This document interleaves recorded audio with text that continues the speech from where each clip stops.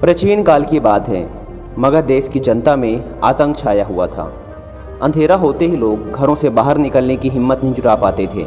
कारण था अंगुलीमाल। अंगुलीमाल एक खुखार डाकू था जो मगध देश के जंगलों में रहता था। जो भी राहगीर उस जंगल से गुजरता था वह उसे रास्ते में लूट लेता था और उसे मारकर उसकी एक उंगली काटकर माला के रूप में अपने गले में पहन लेता था। इसी कारण लोग उसे अंगुलीमाल कहते थे। एक दिन महात्मा बुद्ध उस गांव में आए। लोगों ने उनका खूब स्वागत सत्कार किया। महात्मा बुद्ध ने देखा कि वहाँ के लोगों में कुछ डर सा समाया हुआ है। महात्मा बुद्ध ने लोगों से इसका कारण जानना चाहा। लोगों ने बताया कि इस डर और आतंक का कारण डाकू अंगुलीमाल है। वह निरपराध राहगीरों की हत्या कर देता है। महात्मा बुद्ध ने मन में निश्चय किया कि उस डाकू से अवश्य मिलना चाहिए। बुद्ध जंगल में जाने को तैयार हो गए तो गांव वालों ने उन्हें बहुत रोका, क्योंकि वो जानते थे कि अंगुलीमाल के सामने से बच पाना मुश्किल ही नहीं असंभव भी है। लेकिन बुद्ध अत्यंत शांत स्वभाव से जंगल में चले जा रहे थे। तभी पीछे से एक कर्कश आवाज़ कानों में पड़ी, ठहर जा, कहाँ जा रहा है। बुद्ध ऐसे चलते रहे मानो कुछ सुना ही नहीं। पीछे से और जोर से आवाज़ आई, मैं कहता हूँ ठहर जा। बुद्ध रुक गए और पीछे पलटकर देखा तो सामने एक खुखार काला व्यक्ति खड़ा था। लंबा चौड़ा शरीर, बढ़े हुए बाल, एकदम काला रंग, लंबे लंबे नखून, लाल लाल आँखें, हाथों में तलवार लिए वह बुद्ध को घूर रहा था। उसके गले में उंगलियों की माला लटक रही थी। वह बहुत ही डरावना लग रहा था। बुद्ध ने शांत व मधुर स्वर में कहा, मैं तो ठहर गया, भला तू कब ठहरेगा। अंगुलीमाल ने बुद्ध के चेहरे की ओर देखा। उनके चेहरे पर बिल्कुल भय नहीं था, जबकि जिन लोगों को वह रोकता था वे भय से थर थर काँपने लगते थे। अंगुलीमाल बोला, हे सन्यासी, क्या तुम्हें डर नहीं लग रहा? देखो मैंने कितने लोगों को मारकर उनकी उंगलियों की माला पहन रखी है। बुद्ध बोले, तुझसे क्या डरना? डरना है तो उससे डरो जो सचमुच ताकतवर है। अंगुलीमाल जोर से हंसा, हे साधु, तुम समझते हो कि मैं ताकतवर नहीं हूँ? मैं तो एक बार में 10-10 लोगों के सिर काट सकता हूँ। बुद्ध बोले, यदि तुम सचमुच ताकतवर हो तो जाओ उस पेड़ के 10 पत्ते तोड़ लाओ। अंगुलीमाल ने तुरंत 10 पत्ते तोड़े और बोला, इसमें क्या है, कहो तो मैं पूरा पेड़ ही उखाड़ लाऊं।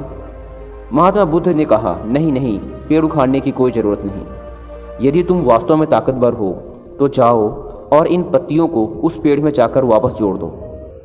अंगुलीमाल क्रोधित हो गया और बोला, भला कहीं टूटे हुए पत्ते भी जुड़ सकते हैं? महात्मा बुद्ध ने कहा, तुम जिस चीज़ को जोड़ नहीं सकते उसे तोड़ने का अधिकार तुम्हें किसने दिया? एक आदमी का सिर जोड़ नहीं सकते तो काटने में क्या बहादुरी है। अंगुलीमाल अवाक रह गया। वह महात्मा बुद्ध की बातों को सुनता रहा। एक अनजानी शक्ति ने उसके हृदय को बदल दिया। उसे लगा कि सचमुच उससे भी ताकतवर कोई है। उसे आत्मग्लानि होने लगी। वह महात्मा बुद्ध के चरणों में गिर पड़ा और बोला, हे महात्मन, मुझे क्षमा कर दीजिए, मैं भटक गया था। आप मुझे अपनी शरण में ले लीजिए। भगवान बुद्ध ने अपनी शरण में लिया और उसे अपना एक शिष्य बना लिया। वही अंगुलीमाल डाकू आगे चलकर महात्मा बुद्ध का एक बहुत ही अच्छा शिष्य बना। इसी प्रकार हमारी लाइफ में भी ऐसी बहुत सी परिस्थितियाँ, समस्याएं व इंसान होते हैं जिन्हें देखकर लगता है इन्हें बदला नहीं जा सकता, इनका सामना नहीं किया जा सकता। हम डरते हैं उनसे, हम उनसे दूर भागते हैं। हमें लगता है इसका कोई समाधान नहीं है, लेकिन वास्तव में ऐसा नहीं है। यदि हम शांत दिमाग व निडरता के साथ किसी का भी सामना करें तो उसे बदला जा सकता है, उसे हराया जा सकता है, उसे जीता जा सकता है।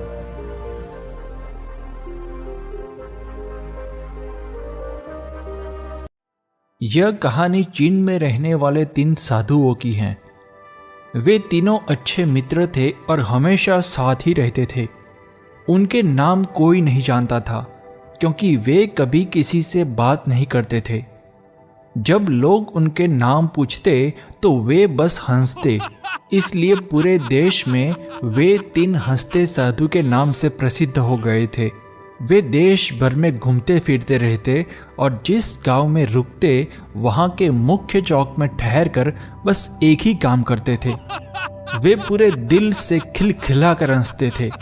वे किसी व्यक्ति पर नहीं हंसते थे, बल्कि उनकी हंसी मानो वे ब्रह्मांड की मजाक को समझ गए हो उससे निकलती थी। उन्होंने एक भी शब्द कहे बिना अपनी हंसी से इतना आनंद पूरे चीन में फैलाया जितना पहले कभी किसी ने नहीं फैलाया था। हर कोई उनसे प्रेम करता और उनका सम्मान करता। उन्होंने ऐसा उपदेश दिया जैसा इतिहास में कभी किसी ने नहीं दिया था कि जीवन सिर्फ हंसी होना चाहिए और कुछ नहीं। वे जहाँ भी जाते वहाँ अपनी हंसी से ऐसा आनंदित माहौल बना देते कि गांव के लोग अपने दुख दर्द भूलकर हंसी के समुद्र में डूब जाते। उन्हें हंसते देखकर गांव वाले भी थोड़ी देर हंसते, लेकिन साधुओं की हंसी अविरत चलती रहती। गांव वालों के मन में भारी आश्चर्य होता कि ये 3 साधु क्यों लगातार हंसते रहते हैं, वे हंसना बंद क्यों नहीं करते। कई लोगों ने उनसे पूछने की कोशिश की, लेकिन कोई जवाब नहीं मिला। फिर तो पूरे गांव में हंसते 3 साधु की चर्चा फैल गई। पूरा गांव उन्हें देखने के लिए उमड़ पड़ता। जो कोई भी उन्हें देखता वह पहले ही नजर में खिलखिला उठता। आखिर में पूरा गांव हंस रहा था और फिर तीनों साधु अपने नियम के अनुसार अगले गांव की ओर निकल पड़े। धीरे धीरे वे पूरे चीन में 3 हंसते साधु के नाम से प्रसिद्ध हो गए। जब भी वे किसी गांव का दौरा करते तो तुरंत ही मुख्य चौक में गांव वाले इकट्ठा हो जाते।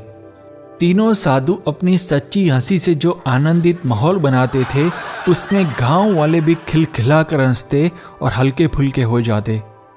समय के साथ वे वृद्ध हो गए। एक दिन जब तीनों साधु हंस रहे थे तब एक साधु का निधन हो गया। यह देखकर वहां जमा गांव वालों को गहरा आघात लगा। हर कोई यह मान बैठा था कि अब उनकी हंसी रुक जाएगी। अब वे अपने साथी साधु के निधन पर विलाप करेंगे। लेकिन 2 साधु मृत साधु के शरीर के पास खड़े होकर इतनी जोर से हंस रहे थे कि गांव वाले दंग रह गए। एक व्यक्ति गुस्से में आगे आकर पूछ बैठा, तुम हंस क्यों रहे हो? तुम्हारा साधु मित्र मर गया है। उसके निधन के शौक में कम से कम थोड़ी देर तो मौन रहो। क्या तुम्हें उसके मरने का दुख नहीं हो रहा? कम से कम अब तो अपनी हंसी का कारण बताओ। तब पहली बार गांव वालों ने उन 2 साधुओं को बात करते सुना। एक साधु ने जवाब दिया, हम हंस रहे हैं क्योंकि यह व्यक्ति जीत गया। हमने शर्त लगाई थी कि पहले कौन मरेगा और इसने हमें हरा दिया है। हम अपनी हार पर और इसकी जीत पर हंस रहे हैं। कई वर्षों तक हम साथ हंसे और हमने एक दूसरे की एकता और उपस्थिति का भरपूर आनंद लिया। उसे अंतिम विदाई देने का इससे बेहतर और कोई तरीका नहीं है, इसलिए हम हंस रहे हैं। साधु के निधन से पूरा गांव दुखी था, लेकिन जब साधु के मृत शरीर को अंतिम संस्कार के लिए चिता पर रखा गया तो गांव वालों ने उन्हें रोका। एक व्यक्ति ने कहा, जब कोई व्यक्ति मरता है तो परंपरा के अनुसार उसके कपड़े बदलकर शरीर को स्नान कराया जाता है। दूसरे साधु ने हंसते हुए कहा, मरने से पहले इसने हमें कहा था अगर मैं पहले मर जाऊं तो मुझे स्नान मत कराना, क्योंकि मैं कभी अशुद्ध रहा ही नहीं। मेरे जीवन में इतनी हंसी भरी रही है कि कोई भी अशुद्धता मेरे पास भटक ही नहीं पाई। मेरी हंसी हमेशा सच्ची और जीवंत रही है, इसीलिए मुझे स्नान मत कराना और मेरे कपड़े भी मत बदलना।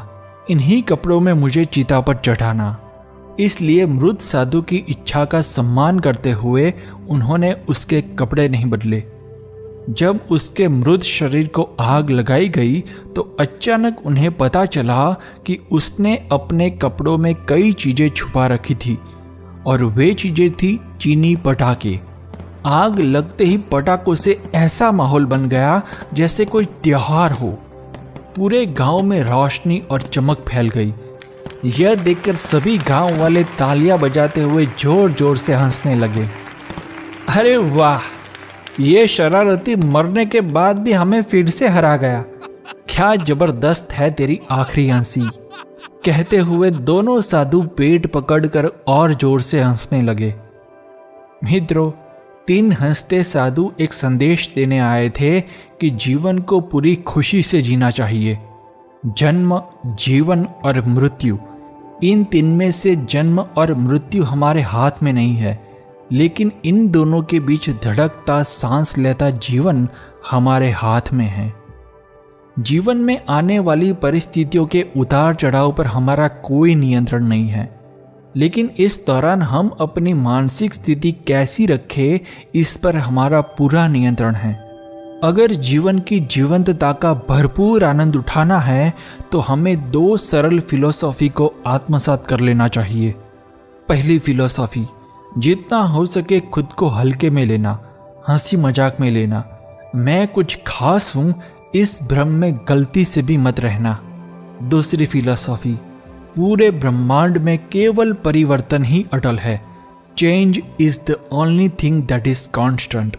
इन दो सरल फिलॉसफी को यदि हम जीवन में आत्मसात कर लेंगे तो जीवन की चुनौतियों के बीच भी जीवंतता की लौ अडिग बनी रहेगी।